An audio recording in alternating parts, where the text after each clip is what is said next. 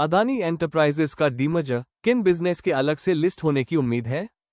बड़ी कंपनियां अक्सर अपनी मुख्य कंपनी के अंदर ही नए बिजनेस बनाती हैं और जब वे बिजनेस काफी बड़े हो जाते हैं, उनमें अच्छा कैश फ्लो आने लगता है और वे मैनेजमेंट के मामले में स्वतंत्र हो जाते हैं, तब उन्हें अलग कर देती है। अदानी एंटरप्राइजेज इसी इंक्यूबेशन मॉडल को अपनाती है और उसने पहले भी ऐसे बिजनेस विकसित किए हैं जो बाद में अलग लिस्टेड कंपनियां बन गए। अब जिन बिजनेस से वैल्यू अनलॉक होने की संभावना है, उनमें एयरपोर्ट, सड़कें, नई ऊर्जा, डेटा सेंटर और प्राइमरी इंडस्ट्रीज शामिल है।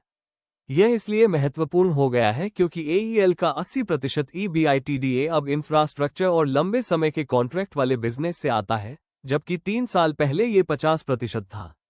आसान शब्दों में कहें तो अब इसके ज्यादातर बिजनेस पूरी तरह से चालू है, लगातार मुनाफा कमा रहे हैं और अलग लिस्टेड कंपनी के तौर पर काम करने के लिए तैयार हो रहे हैं। डीमर्जर के बारे में मैनेजमेंट ने क्या कहा है? सबसे साफ बयान FY26 की चौथी तिमाही Q4 की अर्निंग्स कॉल के दौरान आया। मैनेजमेंट ने कहा कि एईएल डीमर्जर के जरिए वैल्यू अनलॉक करने की तैयारी कर रहा है और खास तौर पर airports, roads, Adani new industries और लंबे समय के कॉन्ट्रैक्ट वाली माइन डेवलपर और ऑपरेटर सर्विस का जिक्र किया। उन्होंने इन्हें स्वतंत्र, बड़े इंफ्रास्ट्रक्चर प्लेटफॉर्म बताया जो वैल्यू क्रिएशन स्टेज की ओर बढ़ रहे हैं। मैनेजमेंट ने एईएल की प्रक्रिया को 4 चरणों में समझाया: बनाना, स्थिर करना, बढ़ाना और अनलॉक करना। उन्होंने कहा कि संबंधित बिजनेस काफी हद तक शुरुआती 3 चरणों को पार कर चुके हैं। हालांकि निवेशकों को इसे डीमर्जर की पक्की घोषणा नहीं मानना चाहिए। पहली तिमाही में मैनेजमेंट ने कहा कि बोर्ड की मंजूरी मिलने पर एयरपोर्ट बिजनेस 2027 तक अपने टेक्निकल डीमर्जर अलग होने के क्राइटेरिया को पूरा कर सकता है और मौजूदा एईएल शेयर होल्डर्स को डीमर्जर के तहत शेयर मिलेंगे। कंपनी ने एयरपोर्ट्स को अगले 18 महीनों से 2 साल के बीच का नजदीकी मौका बताया, जबकि दूसरे बिजनेस के लिए बाद में उम्मीद की जा रही थी। इसलिए 4 बिजनेस गंभीर दावेदार लगते हैं, लेकिन उनके एक साथ अलग होने की संभावना कम है। एयरपोर्ट सबसे पहले आते हैं और उसके बाद रोड्स, माइनिंग सर्विसेज और अनिल का नंबर आता है, जब उनकी कमाई और स्ट्रक्चर ज्यादा साफ हो जाएंगे। अदानी एयरपोर्ट्स अलग लिस्टिंग के सबसे करीब क्यों दिखती है? अदानी एयरपोर्ट्स पहले से ही इतनी बड़ी कंपनी है कि यह एक स्वतंत्र लिस्टेड इंफ्रास्ट्रक्चर कंपनी जैसी लगती है। यह 8 एयरपोर्ट्स चलाती है और भारत के पैसेंजर ट्रैफिक का लगभग 23% और एयर कार्गो का 29% हिस्सा संभालती है। FY26 के दौरान इसने 95.3 मिलियन पैसेंजर्स को संभाला, जबकि इसकी इनकम 28% बढ़कर 13,081 करोड़ रुपये और ईबीआईटीडीए 55% बढ़कर 5,394 करोड़ रुपये हो गई। एरोनॉटिकल और नॉन एरोनॉटिकल रेवेन्यू में क्रमशः 26% और 31% की बढ़ोतरी हुई।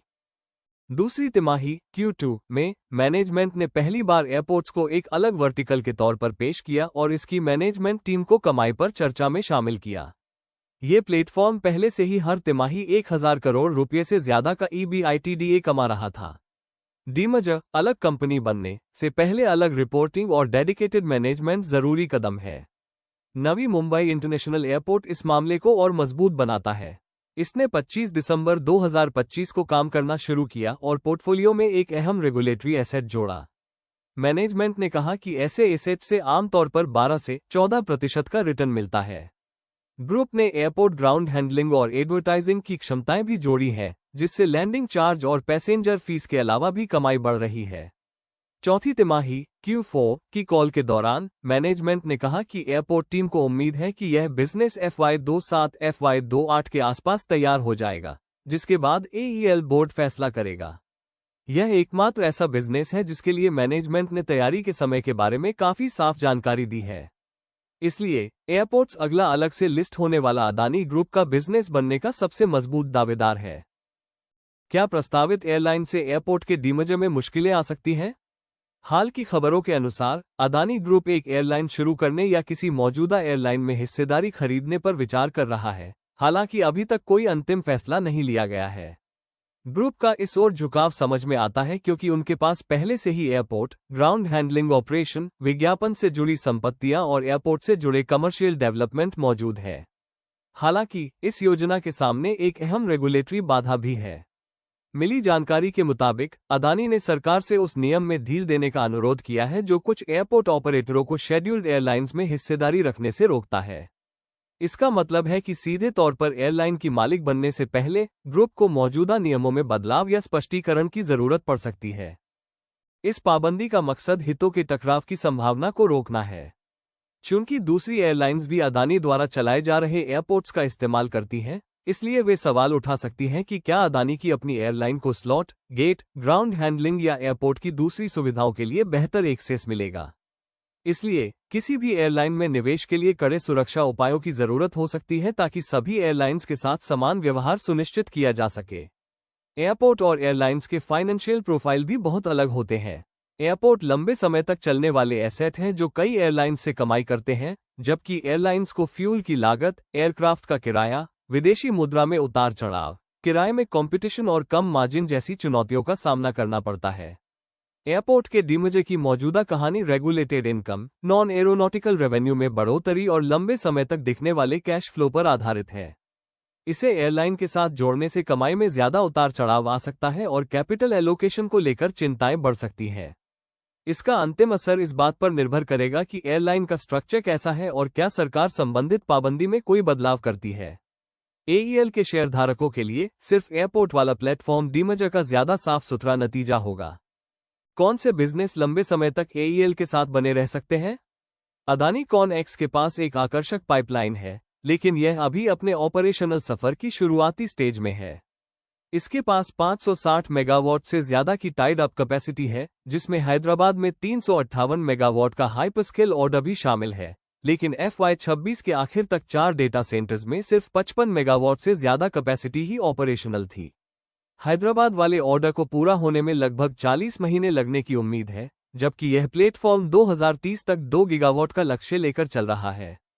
हो सकता है कि आगे चलकर यह एक अलग बिजनेस बन जाए, लेकिन कमिटेड कैपेसिटी इसके ऑपरेशनल स्केल से कहीं ज्यादा है। कच्छ कॉपर भी कंस्ट्रक्शन से ऑपरेशन की ओर बढ़ रहा है। इसकी 500 KTPA वाली फैसिलिटी शुरू हो चुकी है और तेजी से काम बढ़ा रही है, लेकिन उम्मीद है कि FY27 में इसका पहला बड़ा योगदान देखने को मिलेगा। कॉपर, नवी मुंबई एयरपोर्ट और गंगा एक्सप्रेसवे से मिलकर स्टेबलाइजेशन के बाद 3000 करोड़ रुपए से ज्यादा का EBITDA जुड़ने की उम्मीद है। डीमर्जर के लिए एक सही कैंडिडेट बनने से पहले कॉपर को एक साफ सुथरा ऑपरेशनल रिकॉर्ड बनाना होगा। मैनेजमेंट की बातों के आधार पर संभावना है कि सबसे पहले एयरपोर्ट्स का काम होगा, उसके बाद रोड्स और माइनिंग सर्विसेज का, और फिर और विस्तार के बाद अनिल का नंबर आएगा। डेटा सेंटर और कॉपर भविष्य के लिए अहम है, जबकि PVC, डिफेंस और दूसरे वेंचर्स लंबी अवधि की संभावनाएं हैं। अहम बात यह है कि मैनेजमेंट ने एक दिशा तय की है, न कि कोई पक्की समय सीमा बताई है। अदानी एयरपोर्ट्स ही एकमात्र ऐसा प्लेटफॉर्म है जिसके लिए तैयारी का समय तय है और इसलिए इसके लिस्ट होने की संभावना सबसे ज्यादा है। अगला चरण इस बात पर निर्भर करेगा कि क्या रोड्स गंगा एक्सप्रेसवे के बाद लगातार कमाई कर पाती है, क्या माइनिंग सर्विसेज का कॉर्पोरेट स्ट्रक्चर साफ सुथरा होता है और क्या अनिल अपने नए एनर्जी इकोसिस्टम का अगला चरण पूरा कर पाती है।